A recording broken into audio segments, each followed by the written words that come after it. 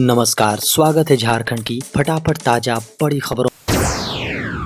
झारखंड में भीषण रेल हादसा, 2 लोगों की मौत। झारखंड के जमशेदपुर में मंगलवार सुबह 3:43 में 12:08-10 मुंबई हावड़ा मेल पहले से डीरेल हुई मालगाड़ी से टकरा गई।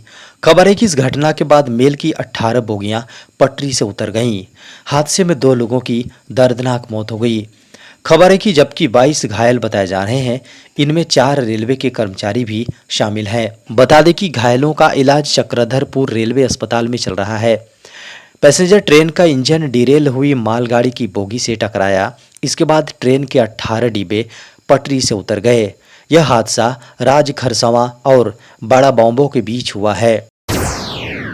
रेल हादसे में मृतकों के आश्रितों को रेलवे देगा 10 लाख अनुग्रह राशि। झारखंड सरकार ने भी किया मुआवजे का ऐलान।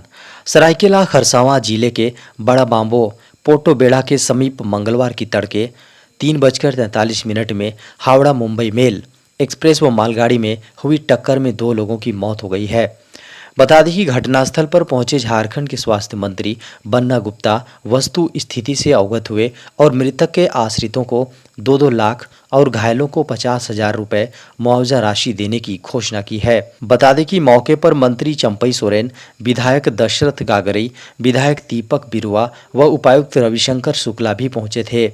वहीं रेल मंत्रालय ने मृतकों के आश्रितों को 10 लाख रुपए अनुग्रह राशि देने का ऐलान किया है, लेकिन गंभीर रूप से जख्मी हुए लोगों को लाख रुपए मामूल। खबर है कि रेलवे जीएम ने राहत और बचाव कार्य की जानकारी ली और मुआवजे की घोषणा की। उन्होंने कहा कि मृतकों के परिजनों को 10-10 लाख रुपए का मुआवजा दिया जाएगा। वहीं गंभीर रूप से घायलों को 5-5 लाख रुपए और मामूली रूप से चोट लगने वालों को 1-1 लाख रुपए दिए जाएंगे। झारखंड में नॉन टैक्स पेयर्स को घर बनाने के लिए मुफ्त में मिलेगी बालू। झारखंड की हेमंत सोरेन सरकार मुफ्त में बालू उपलब्ध कराएगी। झारखंड विधानसभा के मानसून सत्र के तीसरे दिन सरकार ने बालू को लेकर एक बड़ी घोषणा की है। दरअसल हेमंत सोरेन सरकार ने ऐलान किया है कि अब सभी नॉन टैक्स पेयर को सरकार फ्री में बालू देगी। यह घोषणा स्वयं झारखंड के मुख्यमंत्री हेमंत सोरेन ने की है। खबरों की माने तो अबुआ आवास और प्रधानमंत्री आवास योजना के तहत घर बनाने वाले लोगों को काफ़ी महंगी कीमत पर बालू मिल रही है। इसलिए नॉन टैक्स पेयर को सरकार ने मुफ्त में बालू देने का ऐलान किया है। बता दें कि झारखंड विधानसभा मानसून सत्र के तीसरे दिन सरकार ने बालू को लेकर यह बेहद बड़ी घोषणा कर दी है, जिसे झारखंड के नॉन टैक्स पेयर लोगों के लिए बेहद बड़ी खुशखबरी है। झारखंड के मुख्यमंत्री हेमंत सोरेन ने दी राज्यपाल सीपी राधाकृष्णन को विदाई। झारखंड के राज्यपाल रहे सीपी राधाकृष्णन झारखंड से विदा हो रहे हैं। बता दें कि मंगलवार को झारखंड के मुख्यमंत्री हेमंत सोरेन ने उनको विदाई दी। उनकी विदाई से पूर्व मुख्यमंत्री हेमंत सोरेन ने राजभवन में उनसे मुलाकात की। इस दौरान उनकी पत्नी कल्पना सोरेन भी उनके साथ मौजूद थी। राज्यपाल को मुख्यमंत्री हेमंत सोरेन ने पुष्पगुच्छ भेंटकर उनके सुदीर्घ एवं स्वस्थ जीवन के लिए उन्हें शुभकामनाएं दी। मुख्यमंत्री ने विश्वास जताया कि राज्यपाल सीपी राधाकृष्णन का स्नेह, आशीर्वाद एवं मार्गदर्शन झारखंड वासियों को सदैव मिलता रहेगा। सीपी राधाकृष्णन झारखंड से विदा होंगे। उन्हें महाराष्ट्र के नए राज्यपाल के रूप में नियुक्त किया गया है। बता दें कि इस मुलाकात के दौरान झारखंड के स्वास्थ्य मंत्री बन्ना गुप्ता, सांसद नलिन सोरेन, राज्य के मुख्य सचिव एल खियांगते, डीजीपी अनुराग गुप्ता सहित राज्य सरकार के अन्य वरीय पदाधिकारी गण मौजूद थे। झारखंड में मानसून पूरी तरह एक्टिव, अगले 2 दिनों तक भारी बारिश। झारखंड में मानसून पूरी तरह से सक्रिय है। अगले 2 दिनों तक भारी बारिश को लेकर येलो अलर्ट जारी किया गया है। बता दें कि 5 अगस्त तक झारखंड के सभी स्थानों पर बारिश के आसार हैं। मौसम विभाग ने अपने पूर्वानुमान में कहा है कि अगले 2 दिनों तक भारी बारिश हो सकती है। खबरों की माने तो इसको लेकर येलो अलर्ट भी जारी किया गया है।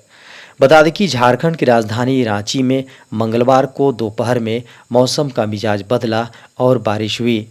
झारखंड में 31 जुलाई को भी बारिश के आसार हैं और कहीं-कहीं गरज और बिजली गिरने की भी संभावना है। बता दें कि झारखंड के पश्चिमी, दक्षिणी, पूर्वी सिंहभूम, पश्चिमी सिंहभूम, सरायकेला खरसावां व सिमडेगा और निकटवर्ती मध्य भागों में कहीं-कहीं भारी बारिश हो सकती है। इसे लेकर येलो अलर्ट जारी किया गया है। झारखंड के चतरा, देवघर, धनबाद, दुमका, गढ़वा, गिरिडीह, गुमला, हजारीबाग, खूंटी, लातेहार, लोहरदगा, पलामू, रामगढ़ और रांची जिले के कुछ भागों में वज्रपात की भी आशंका है। जल्द जारी होगा सीटेट परीक्षा का रिजल्ट। केंद्रीय माध्यमिक शिक्षा बोर्ड यानी सीबीएसई द्वारा 7 जुलाई को आयोजित की गई केंद्रीय शिक्षक पात्रता परीक्षा यानी सीटेट 2024 का रिजल्ट जल्द जारी होने वाला है। जिन छात्रों ने इस परीक्षा में अपनी उपस्थिति दर्ज कराई थी वह ऑफिशियल वेबसाइट ctet.nic.in पर रिजल्ट देख सकते हैं। माना जा रहा है कि रिजल्ट अगस्त के अंतिम सप्ताह में या फिर सितंबर के प्रथम सप्ताह में जारी हो सकता है। सीटेट रिजल्ट के साथ ही फाइनल आंसर की भी जारी होगी। इसकी प्रोविजनल आंसर की 24 जुलाई को जारी हुई थी, जिस पर आपत्ति दर्ज करने का समय 27 जुलाई तक को मिला था। जिन छात्रों ने आपत्ति दर्ज कराई है उनकी आपत्तियों के आधार पर फाइनल आंसर की तैयार की जाएगी और रिजल्ट भी उसी आधार पर तय होगा।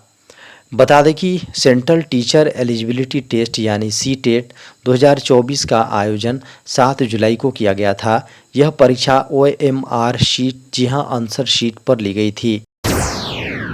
एसबीआई में ग्रेजुएट्स के लिए निकली वैकेंसी, बिना किसी परीक्षा मिलेगी नौकरी। बैंक में नौकरी पाने के लिए हर साल लाखों की संख्या में उम्मीदवार विभिन्न वैकेंसी के लिए आवेदन करते हैं और बैंकिंग परीक्षाओं के लिए उपस्थित होते हैं।